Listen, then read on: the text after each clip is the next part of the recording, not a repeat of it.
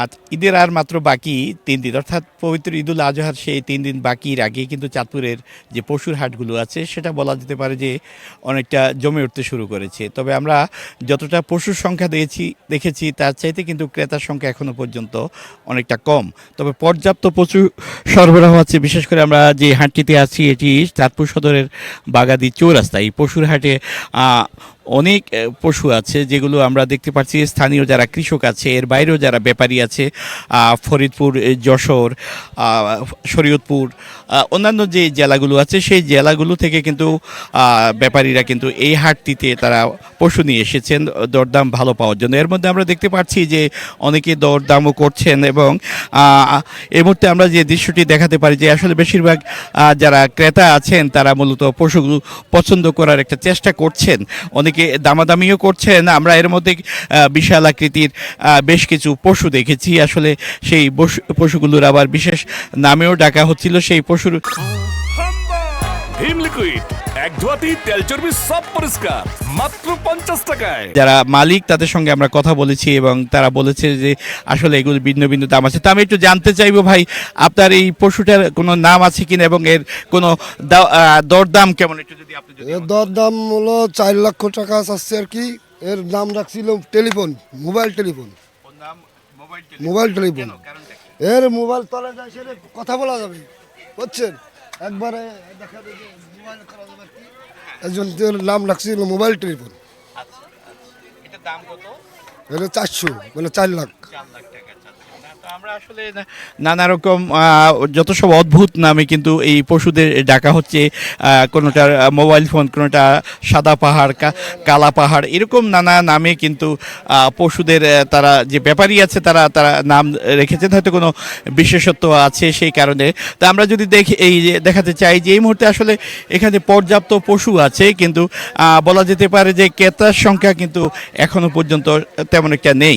আমরা হাটগুলো শুধু এই যে বাগাদি চৌরাস্তা পশুর হাট এটি নয়, এর আশপাশে আরও কয়েকটি হাটও আমরা ঘুরে দেখেছি। আসলে ক্রেতারা কিন্তু এখন কেবলমাত্র দরদাম করে যাচ্ছেন, তবে এখনো পর্যন্ত চূড়ান্তভাবে কেউ কিনছেন না। আমি আরেকজন পশু বিক্রেতার সঙ্গে জানতে চাই, ভাই আপনি কোথায় থেকে কতটা পশু নিয়ে আসছেন এবং কেমন দাম এবার? পশু নিয়ে আসছি আমি ফরিদপুর থেকে। পশু নিয়ে আসছি এলে 20টে, এখনও একটাও বেশি নেই। দাম হচ্ছে যে দামে কিনে আনছি তার চেয়েও অনেকটা কম হচ্ছে, এখনও বেচা কেনা একটাও হয়নি।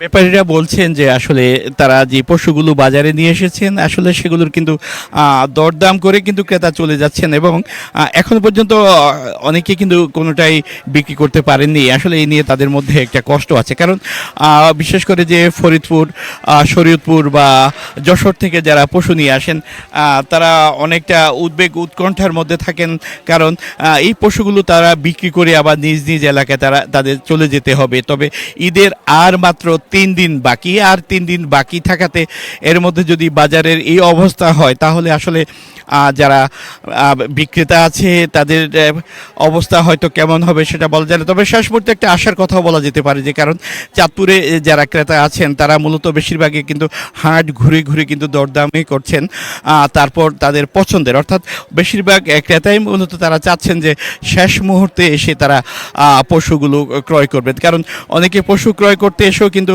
সেগুলো বাড়িতে এনে রাখার কিন্তু জায়গার সংকটও আছে, যে কারণে আসলে আগেভাগে কেউ কিনতেও চান না। তো আমরা আরেকটি বড় আকৃতির পশু দেখাতে চেষ্টা করব যার দাম রাখা হয়েছে কালা পাহাড়। আমরা এই মুহূর্তে কালা পাহাড়ের কাছে আছি এবং এই পশুটির বিশেষ একটা গুণ আছে, সেটি হলো যে এটি একেবারে শান্তশিষ্ট, যতটা তার আছে তার চাইতে কিন্তু একটু ব্যতিক্রম বলা যেতে পারে। তো আমরা কালা পাহাড়ের যে মালিক আছে তার সঙ্গে একটু কথা বলতে চাইবো। ভাই, আমরা একটু আগে আপনার সঙ্গে কথা বলেছি, আপনি আসলে এটার নাম কালা পাহাড় রাখলেন কেন, আর দরদাম কতই চাচ্ছেন? কালা পাহাড় রাখছি, ও আমার ছোটোকালের বাচ্চা, ছোটোকালেতে আমি পালি, এখানে আমি কালা পাহাড় রাখছি। দাম দর চাচ্ছি এখন 6 লক্ষ, এটাই।